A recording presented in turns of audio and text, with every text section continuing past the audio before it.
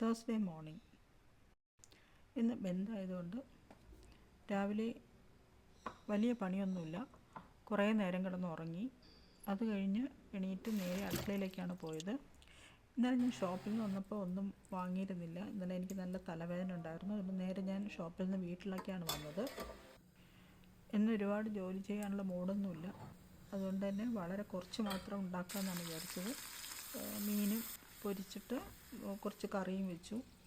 പിന്നെ കുറച്ച് ക്യാബേജും വെണ്ടയ്ക്ക ഉണ്ടായിരുന്നു, അതിട്ടൊരു തോരനും വെച്ചു. ഇത്രയേ ഉള്ളൂ ഇന്നത്തെ ലഞ്ച്.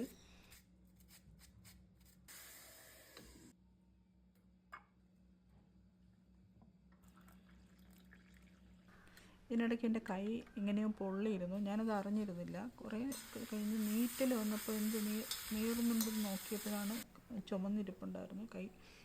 പിന്നെ കുറച്ച് ഉപ്പ് കലക്കി കയ്യിലൊഴിച്ചു. പരവ രണ്ട് രീതിയിൽ വെച്ചു. പച്ചയരച്ചും വെച്ചു, വറുത്തും വെച്ചു. വറുത്തരച്ചും വെച്ച കറി അദ്ദേഹത്തിന് ഇഷ്ടമാണ്.